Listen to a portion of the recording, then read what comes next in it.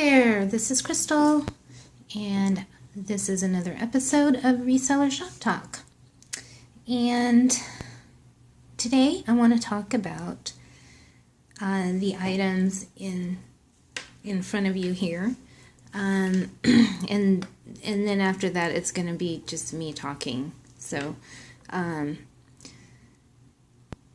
there's really not going to be much to look at in this video except for this and stuff in the very beginning. So this belt is actually a Judith Lieber belt. I believe they're from the 80s, a lot of them, and I'm only assuming that this one is. I didn't market it that way, but it looks like a lot of the Judith Lieber belts that are kind of similar to this are listed as being from the 80s, and it seems like if you find these, a lot of them are snake skin. So if you can see here, like that's real snake skin, but it's been pinked. I can't imagine, unless there's a snake that color. If there is, I want that snake, because that's a cool color for a snake. And it had a unique belt buckle compared to a lot of the other ones. It seems pretty common that the Judith Lieber belts have lion faces. Seem to be pretty common, or something that's sort of like, I don't know, not so flat, more bulbous type, beady type things. And but they're all pretty cool. And they are actively selling for around the $50 to $70 mark. And then there's all, the few odd ones that have sold like for $120 or something. And so I actually listed this one at $100 because it's pink and it had a more unique belt buckle. And I kind of thought that this might be the star of the show because I had two of them. I have another one with the lion face, and it's more sort of typical. It's more like a lot of the other ones that are listed, the other one that I have that hasn't sold yet. So I did, again, I listed this at $99. Somebody gave me a best offer of $60, and I took it. Now, the other thing about this is that I did not source this myself. This came to me from my consignment client. And so that's another thing that I'm going to be making as more of a regular part of my business, a more intentional part of my business, but I don't want to make it like a huge part of it. Like I'd like to just develop a few people, like a clientele of consigners that bring me things like this that I can sell. And of course I'll take other things too, like maybe that don't go for as high prices, but the reason that I've decided to start going in that direction is because I was just looking at, just by happenstance actually, I found a resale shop in my area that is for sale, and it's not, the gal that owns it is not claiming to make huge money. She said in the ad, and she has it listed with the business broker, that it's making something like around $3,500 a month net. But she's in, I don't want to say it's a high-end area, but it's in like a more sought-after area that tends to be where of North Phoenix, where it's just a more expensive area to even have a business. And I think she's paying like $2,500 a month for like 1,000 square foot space, but it is a really great location. I mean, there's for attracting people that want to come and buy and pay top dollar for used designer items, or people to come and consign. Like, I think she made the right decision. They say location, location, location, but if you could still connect with enough clients that are bringing you designer type things or just good stuff in general, there's plenty of places where you can you can get over 1,000 square feet for $1,000 a month here in some areas of Phoenix that I think are acceptable areas. So, so my point to that is that, she could be making she could be doing $5,000 a month on consignment. And I didn't ask the business broker, because I actually called the business broker, and I didn't ask him if she was selling things online. But I have a feeling she's not, because if she had really good designer stuff that she should be selling online. And she's probably just not, because she's been doing it for 20 years and she probably just never got into selling online, never got figured out how to do it, or, because when you're running an actual retail clothing store, that's just a lot of work, and when you're busy making the money, it's kind of hard to stop and take that extra time to figure out that new avenue. So, I totally, I'm not knocking this person, and I could be wrong. She could be selling things online, but maybe she's only listing, 5 things a week, because, it's a lot of work, or, to them, it's like this side thing, and they don't think that sometimes you have to wait 3 to 6 months to get that $80 or $100 for something. But the thing is the thing with clothing, that I'm sure if you're already selling it, is you can have a lot of clothes in a very small space. And to me, it's worth it to wait. I think, you want to have a balance between like quick sellers and maybe have lower price things that are quick sellers, but not try to necessarily get top dollar for them. But some things are just worth holding out for, Okay. So anyways, when I looked at that business, I'm like, wow, if she's not selling online, I wouldn't, and if I were able to take over that business, I don't know if I would necessarily move it to a less expensive location. However, it just makes me think, and then, but if I were to take it over, I think I could really increase the revenues by probably 3,000. I could probably double the revenues if she's not selling online. That's with the assumption that she's not selling online. So anyway, of course I don't have the $40,000 to give her to buy the business. So I called and I actually gave the business broker an offer. I'm like, I'll just come and take it over, and I'll just give her $1,000 a month forever. Anyways, it just, I told him, I'm like, look, I don't have the cash. Like, whatever cash I have, I need for operating capital.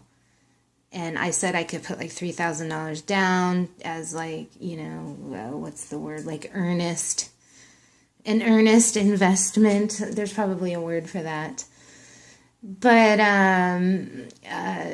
so if she can't find somebody to buy that, or she does sell it to somebody and she makes some kind of a deal and it falls through or whatever, who knows? Maybe in 3 months they'll be calling me up. Maybe in 6 months they'll be like, by the way, this thing is available again. And maybe at that time I will have a way to buy it. But I would love to buy her business. And also the other thing I would do, I'm assuming also it looks like, from what I can tell so far, is that she's doing everything as consignment. Like, she's not buying anything. Now, she may be buying things. I think she was buying new things. And maybe she's buying stuff from her clients. Maybe she's like, okay, well, this didn't sell in 6 months, but I know I can sell in my store, but I know I can sell this online probably, or it doesn't sell in. She does like a 65-day turnaround. Like, if it doesn't sell in 65 days, it's out of there, apparently. I mean, she might do different deals, but that's her general rule. So, I mean, I'm like, there's just a lot of things that I'm like, I would try to buy it from the client and then list it online, or whatever, just extend the time. But I don't know. I mean, I'd have to talk to her if I did buy and see what you just see what her experience is and where she's at and all that stuff.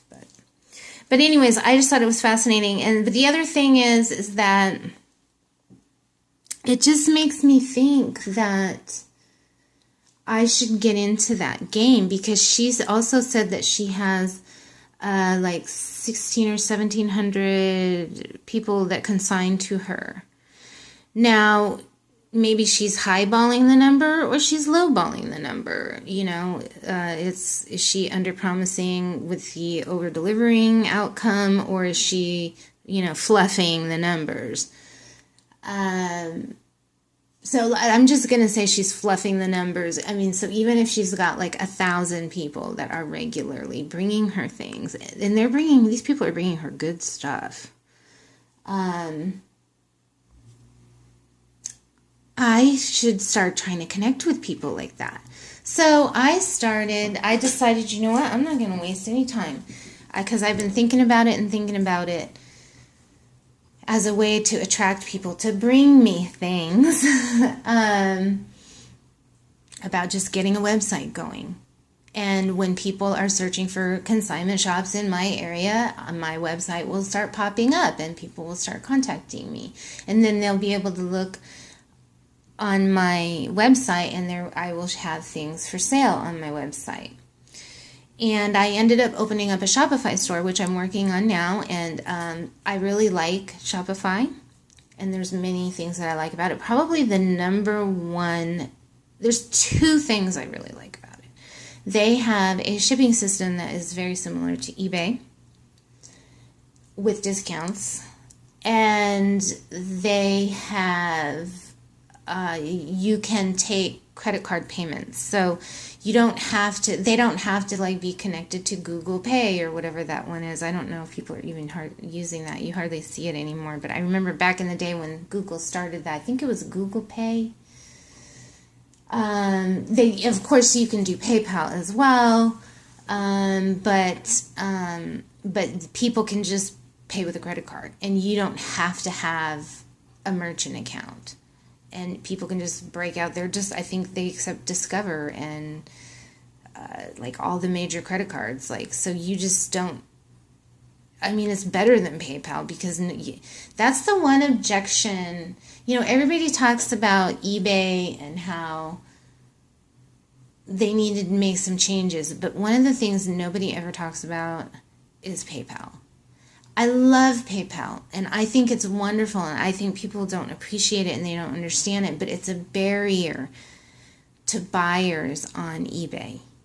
Because I know so many people that are like, I don't have a PayPal account. I don't, like, why would I get that? Like, they just don't, nobody cares anymore. I think when PayPal started, they needed something like that at that time of the internet. And people were suspicious and not comfortable, and and they needed checks and balances more. And now people are just buying stuff online left and right.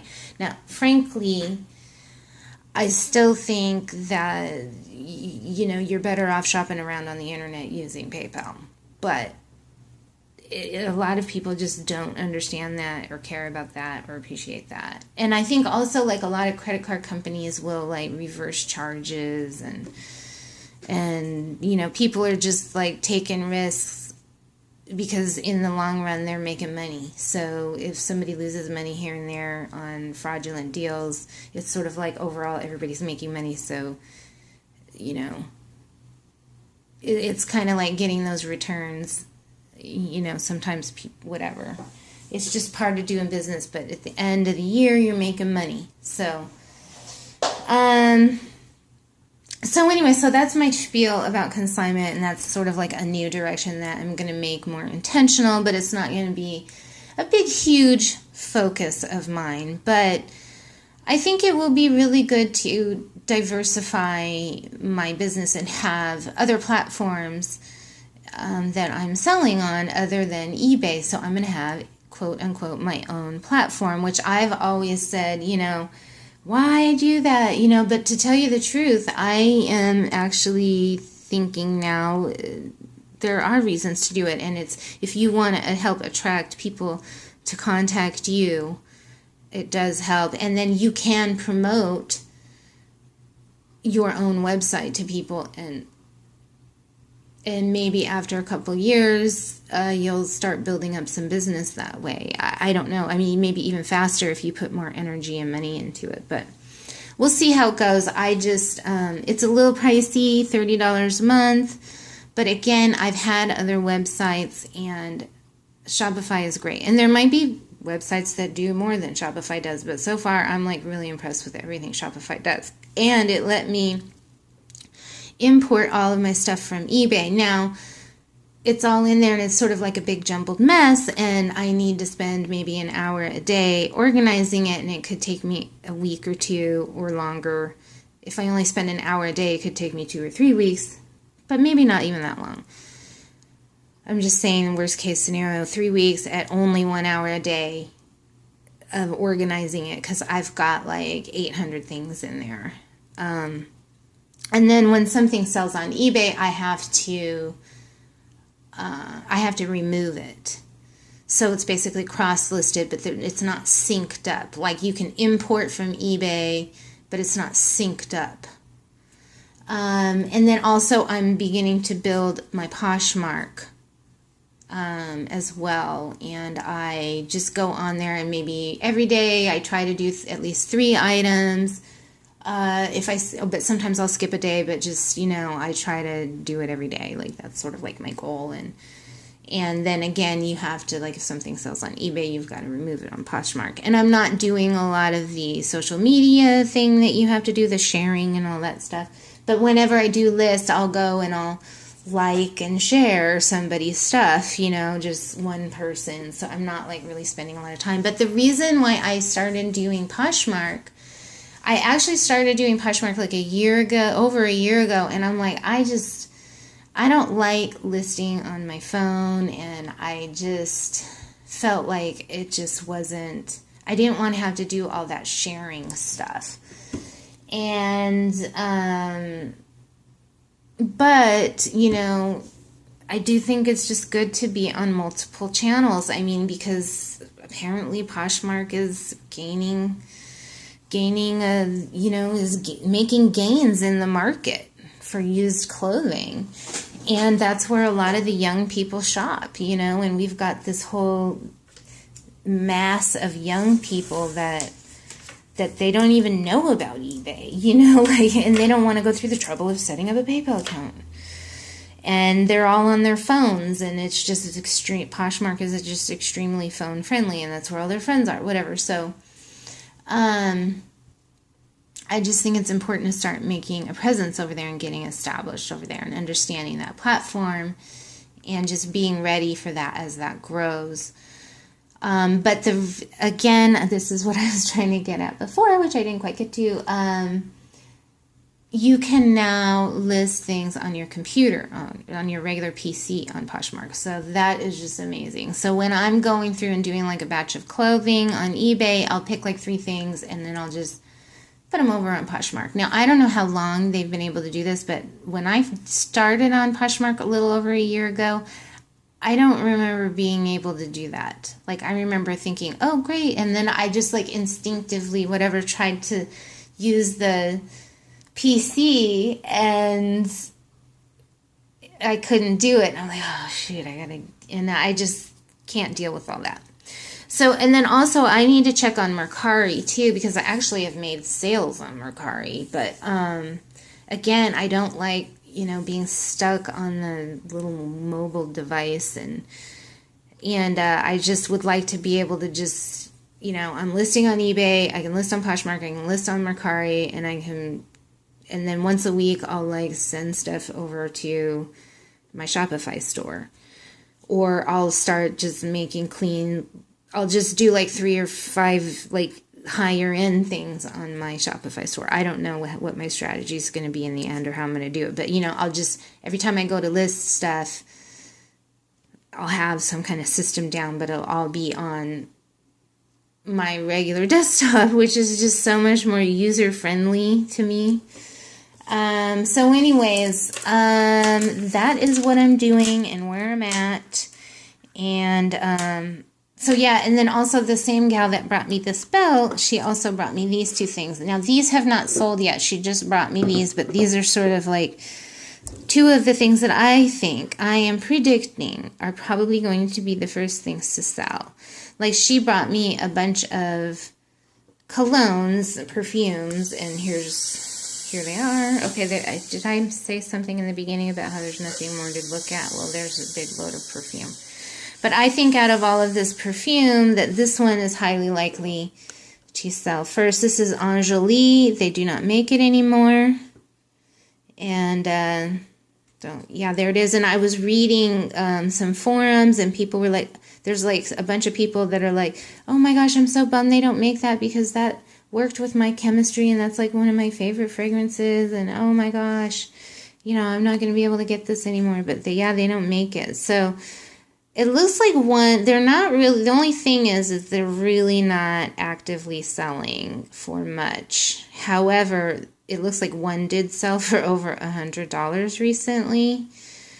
But like there's a bunch of other bottles, and it's not like, you know, there's like all these $60, $80, $100 sales for Angélie. But I think as time goes by, and if the market doesn't get flooded, too flooded, I think there could be some good money in this. So I think I listed it for $90, and then I often run 25 to 30% off sales, and then I'll have a 50% off sale like once a month. So it may or may not go for that $89, but that's where I started it, and it'll probably go for a 25 or 30% off of $89, or it could go on the 50% off days. So it could go for $40.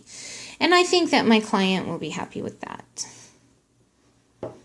If we end up getting that lower price. Now this one, I'm kind of thinking I might even make the price higher. Now these are Bradford Editions Angel music boxes. And they have these little things down here. And they're really pretty. She brought me like 7 of them, and I broke one. They're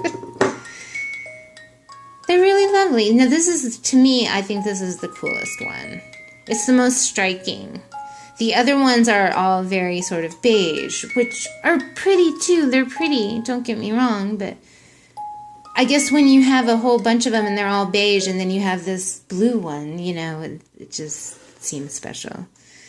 And somebody has one exactly like this listed for $77. I listed mine, this one, not mine because it's my client's.